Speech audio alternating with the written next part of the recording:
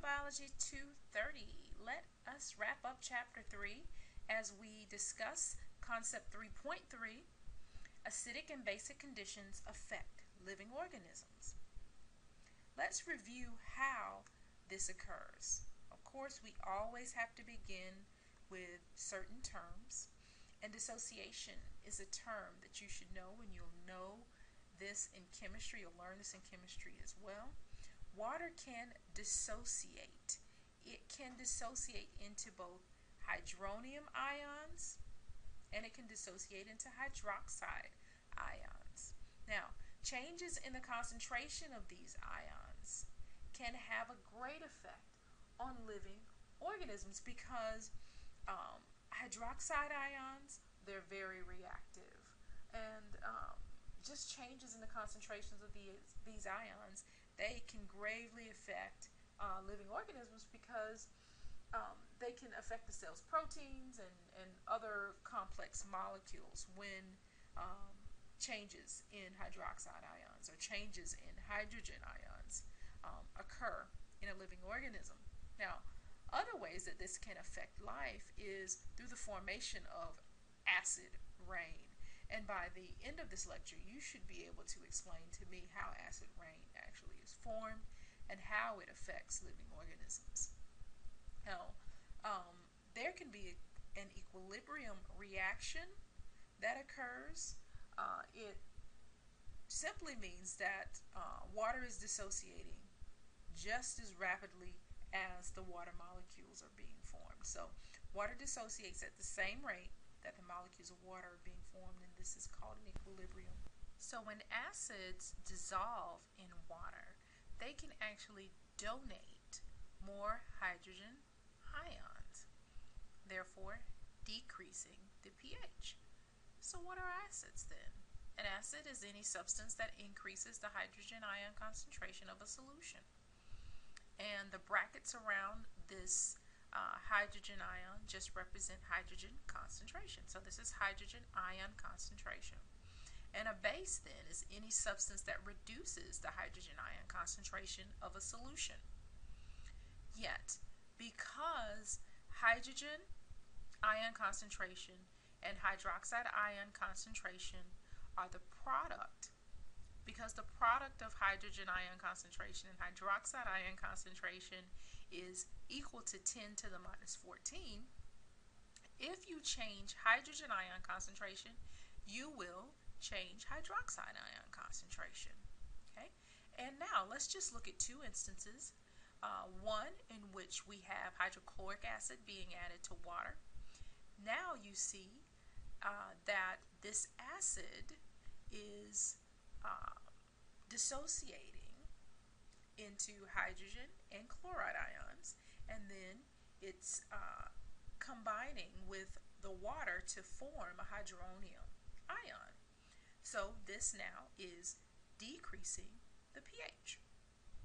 And in another instance, you have a base, ammonia, combined with water, and you're forming an ammonium ion plus hydroxide ion.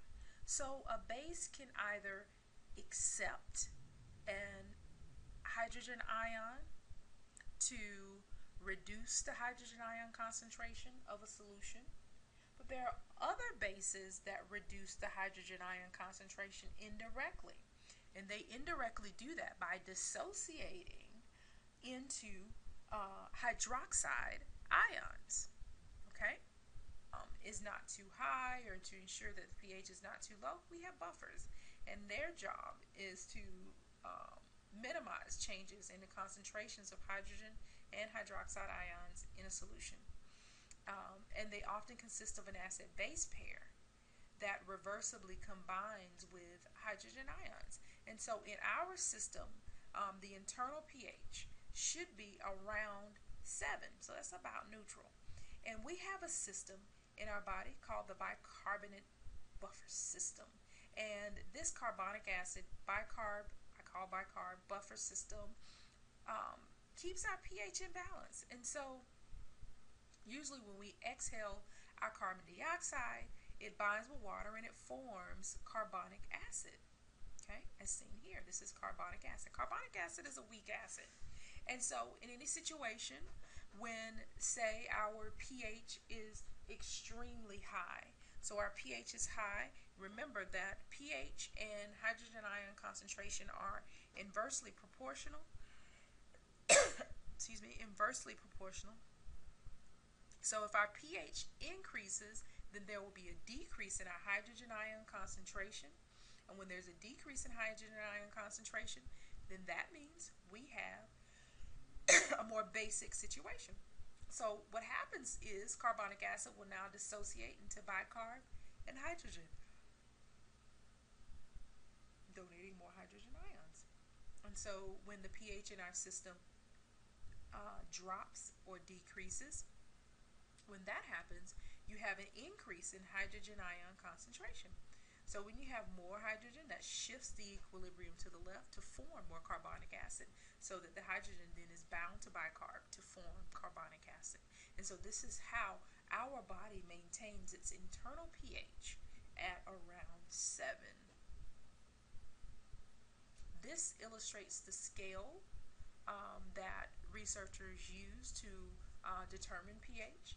And pH is determined by the relative concentration of hydrogen and the relative concentration of hydrogen ions. So I see it as percent, pH, percent of hydrogen ions. And once again, it's the inverse relationship between pH and hydrogen ion concentration. Therefore, pH is low in acidic conditions and higher in basic conditions.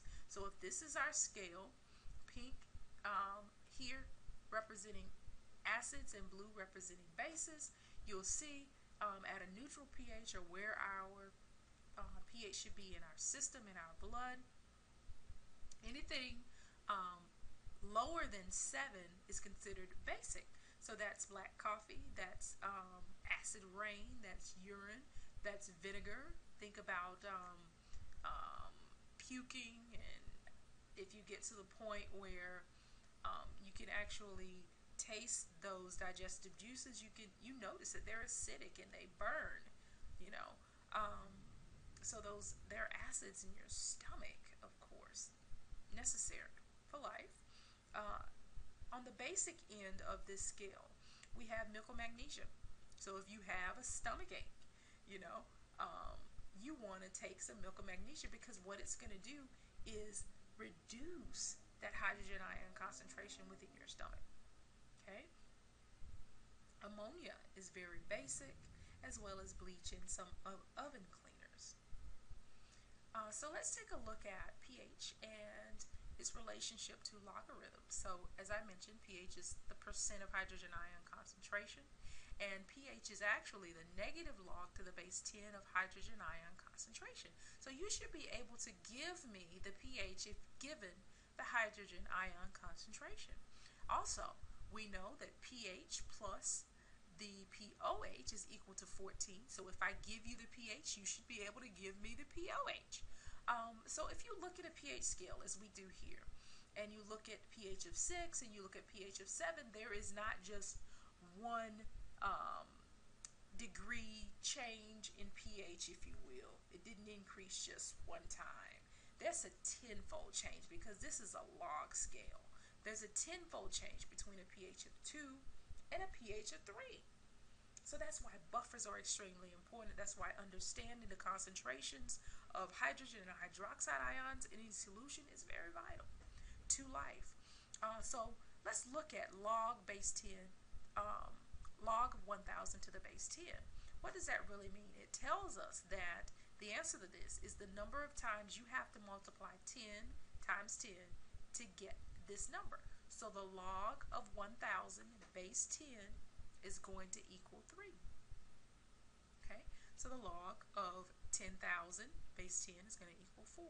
And the exponential form would be 1 times 10 to the 3, or 1 times 10 to the 4. And I know this is just a friendly reminder. So, pop quiz, pop quiz, pop quiz, pop quiz, pop quiz. What is the hydrogen ion concentration if the hydroxide ion concentration is 10 to the minus 8? I need you to turn in the answer at the beginning of the class when we meet again. Okay? So, this is just a known fact. We know that the product of the hydroxide ion concentration and the hydrogen ion concentration equals 10 to the minus 14. So if we know this, then we should be able to figure out hydrogen ion concentration if given hydroxide ion concentrations. Okay? So it's math. Math is involved in science. Science is in math. It's very interdisciplinary. And so the sooner you realize that these subjects are all connected, the better off you will be. Now, acid precipitation is a threat to our lives and a threat to the lives of various organisms all over this planet.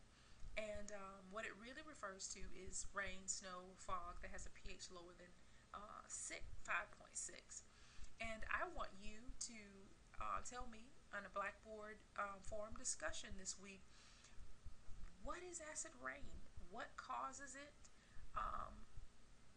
Give me a couple of reasons.